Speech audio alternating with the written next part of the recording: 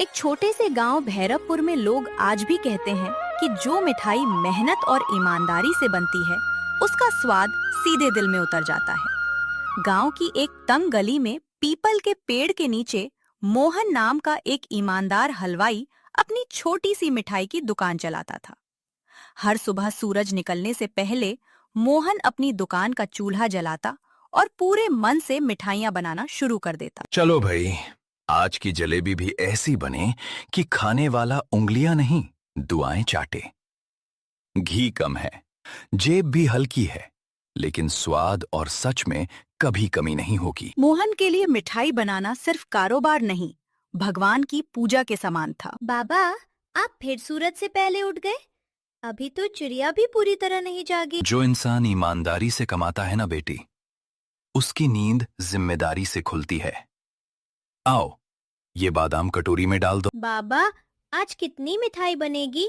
कल तो आधी वापस रह गई थी। जितनी बिके उससे थोड़ी ज्यादा बनाएंगे ताकि कोई ग्राहक खाली हाथ न लौटे। मोहन के चेहरे पर मुस्कान थी, लेकिन मन में घर के खर्च और बेटी की पढ़ाई की चिंता भी थी। बाबा, अम्मा कह रही थी कि इस बार स्कूल की फीस देर न हो जाए। चिंता मत करो बेटी, तेरी पढ़ाई भी होगी, घर भी चलेगा और दवा भी आएगी। इतना कहकर मोहन फिर अपने काम में लग गया। मोहन, तुम्हारी चाय रद्दी है, और सुनो, बचत वाला डिब्बा लगभग खाली हो गया है। अच्छा बिके, यही चाहता हूँ, लेकिन गलत कमाई कभी घर नहीं लाऊंगा। मैं गलत की बात नहीं कर रही, बस कभी कभी लगता है दुनिया तुम्हारी तरह सीधी नहीं है। दुनिया जैसी भी हो, हमारा तराजू हमेशा सीधा रहेगा। मोहन के लिए सही तौल सिर्फ व्यापार का नियम नहीं था, बल्कि उसकी ईमानदारी की पहचान थी। राम राम मोहन भाई, 200 ग्राम लड्डू देना। लड़के ने खेत से लौटते वक्त मिठाई मांगी है, पर जेब बस इतनी ही इजाजत देती है। राम राम रामू भैया, जेब जितनी कहे उतनी मिठाई मिलेगी, लेकिन तौल पूरी मिलेगी। बच्चे की खुशी में कमी नहीं होनी चाहिए। अरे इतना काफी था, तुमने ऊपर से और रख दिया। आजकल कौन ऐसा करता है? जो कम निकले वो कमाई नहीं, उधार का पाप होता है। लो, बच्चे को मेरा आशीर्वाद भी देना। भगवान तुम्हारी दुकान में बरकत दे मोहन। स्वाद तो तुम्हारी मिठाई में है ही, भरोसा भी मिलता है। ऐसे आशीर्वाद मोहन रोज कमाता था, पर आशीर्वाद से राशन की बोरी तुरंत नहीं भरती। यही उसकी सबसे बड़ी परीक्षा थी। बेटा, 5 पेड़े चाहिए थे, पर पैसे 4 के ही हैं। मंदिर में प्रसाद चढ़ाना है, अगर ना हो तो मैं कल दे जाऊंगी। अम्मा, यहाँ भगवान के प्रसाद का हिसाब पैसे से नहीं होता। 5 क्या, छठा भी रकम सो। तू दुकान नहीं चलाता बेटा, पुण्य कमाता है। तेरी माँ ने बहुत सच्चा दूध पिलाया होगा। बस दुआ करिए अम्मा, हाथ सच्चे बने रहे। उधर सड़क के सामने दूसरी दुनिया बसती थी। बड़ी दुकान, चमकदार शीशे, ऊंची आवाज में बुलावा और दाम इतने कम कि सुनकर ही लोग खिंचे चले आए। आइए आइए, ताजी मिठाई सस्ते दाम, गांव में सबसे कम कीमत, सबसे ज्यादा वैरायटी। देर की तो मौका गया। लाला जी, आज तो भीड़ टूट पड़ेगी। आपके दाम सुनकर सामने वाले की दुकान पर कौन जाएगा? अरे वो मोहन, वो मिठाई नहीं, आदर्श बेचता है, और आदर्श से पेट नहीं भरता, समझे? ग्राहक को बस सस्ता चाहिए। बाबा, देखो ना, सब उधर जा रहे हैं। क्या हमारी मिठाई महंगी है? महंगी नहीं, सच्ची है।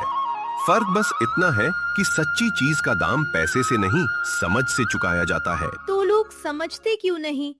उन्हें बताओ ना कि तुम घी असली डालते हो। जिसे सच सुनना हो, उसे धीरे से भी सुनाई देता है। जिसे सिर्फ चमक चाहिए, उसके कानों तक आवाज भी कम पड़ती है। मोहन, मैं जानती हूँ तुम ठीक हो, पर दिन ब दिन उधर भीड़ बढ़ रही है। अगर ऐसे ही रहा तो घर कैसे चलेगा? घर मुश्किल से चलेगा, मानता हूँ, लेकिन मैं अपने हाथों से मिलावट नहीं करूंगा। आज अगर घी की जगह सस्ता तेल डाल दिया, तो कल आईने में अपनी आंखों में कैसे देखूंगा? ये लड़ाई सिर्फ 2 दुकानों की नहीं थी। ये लड़ाई चमक और चरित्र की थी, जल्दी कमाई और सच्ची कमाई की थी। और ऐसी लड़ाइयाँ पहले जेब में हारती हुई दिखती हैं। मोहन भैया, सच बताना, तुम्हारी बर्फी अच्छी है, पर सामने आधे दाम में मिल रही है। आखिर फर्क क्या है? फर्क दिखता कम है, लगता ज्यादा है। इसमें दूध असली है, घी शुद्ध है, चीनी सही है और तौल पूरी। बाकी फर्क पेट बताता है और कभी कभी वक्त। मतलब उधर कुछ गड़बड़ है? मैं किसी की थाली में झांकता नहीं, बस अपनी कड़ाही साफ रखता हूं। फैसला खाने वाला खुद करे। उसे पसंद आई थी, फिर भी चला गया। हाँ बेटी, कई बार पसंद दिल को आती है, फैसला जेब करती है। अरे मोहन भाई, इतनी शुद्धता से काम करोगे तो दुकान नहीं कथा चलानी पड़ेगी।